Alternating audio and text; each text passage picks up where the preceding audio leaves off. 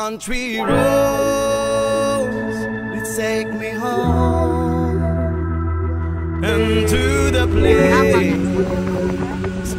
I belong, West Virginia, Mountain Mama, take me home. Country roads, almost heaven. West Virginia, Blue Ridge Mountain, Shenandoah River. Life is old, older than the trees, younger than the mountains, flowing like a river.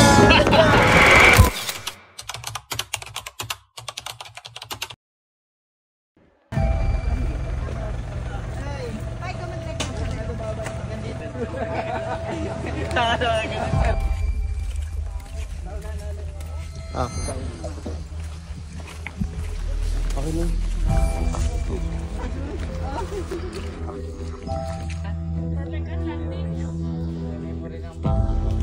Dapat din daw. Ha?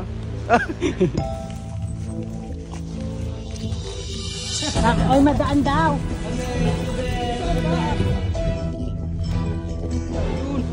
Ay, maaalabot ko ba? Nice one.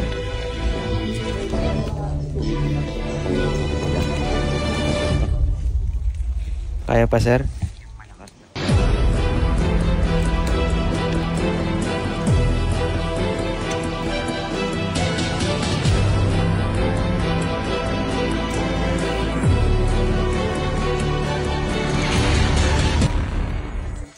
Hi guys! So, papunta tayo ngayon sa ating mga katutubong mangyan, sa mga mag-aaral para magdala ng mga konting regalo dahil sa nalalapit na Kapaskuhan.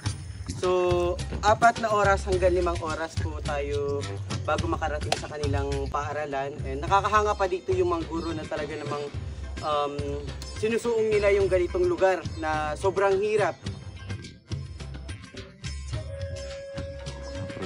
Sabi ng mga guro dito guys, bihira daw mapuntahan yung lugar nito dahil nga sa sobrang sukal ng daan at sobrang hirap mapuntahan. Kaya laking tuwa ng ating mga guro at mga katutubong mangyan na makakapagdala tayo kahit munting regalo para naman maiparamdam natin sa kanila yung presensya ng Kapaskuhan. Bukod pa doon, habang kami naglalakad, may mga, ang tawag doon yung mga alimatik. Ayan. Grabe no? Alimatik.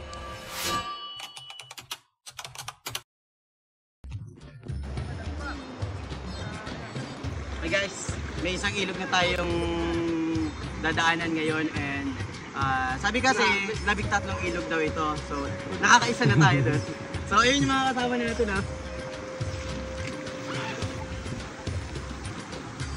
So guys, sa mga gusto sumama kay Dagud Mangyan sa mga outreach program, marami pa po tayong pupuntahan na lugar para sa ating mga katutubong mangyan. So pwede akong kayo mag-message sa Facebook page natin na Dagud Mangyan. Sino yun? Ako ba yun?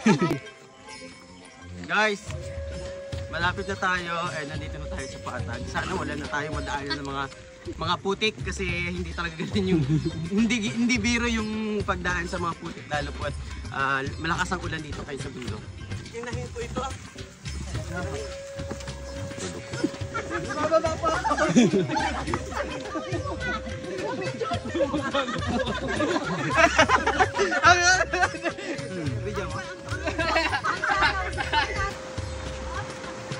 Guys, ang 3 ilog na to.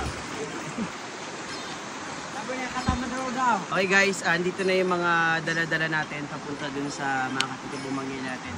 So ang ginagamit nilang pang-transport talaga ay yung mga kabayo. Yung mga katutubong mangyan natin ay nauna na dala-dala o bitbit nila yung ating mga regalo sa kanila. Ilan na to? Pang ilan na? Pang-4 na ilog. Meron pa tayong 7 na ilog. Kaya samahan nyo kami. Ito yung mga ano nila, pangunahing produkto dito sa bundok. Mga saging, tapos ano po ito, bundok? Kopras. Oo, mga kopras.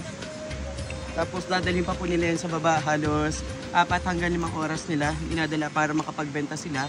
So binibili nila ng pagkain o bigas. So parang ako di ko yata kakayanin magbuhat ng ganito kabigat. So karamihan po talaga yung nagbubuhat sa kanila is mga kababaihan. Ayan. Ito yung mga luya. Grabe po ganda ng luya, oh, native na luya.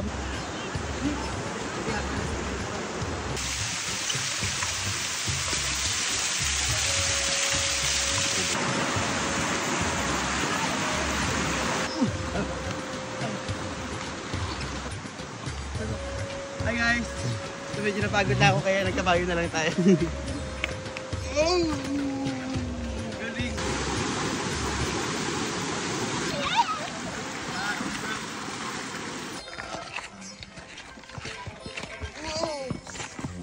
Stop over muna tayo. Ito po yung pinakang simbahan po o ambahan po ng ating mga katutubong mangyan dito sa bundok. Andito po kami ngayon sa Conrazon, Bansud. Pupuntahan po natin yung school nila, Labo Elementary School.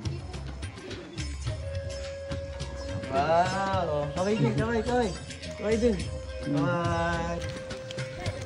Wow! Salamat!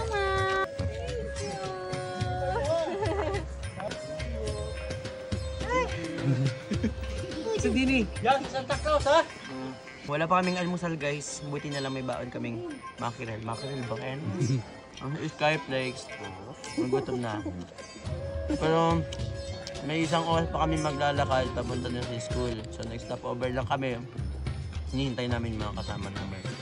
So habang kami kumakain muna. Para may lakas pa ulit sa paglalakad. So guys, sila po yung mga guro dito sa Labo Elementary School dito po sa Barangay Conrazon, Bansud, Oriental Mindoro.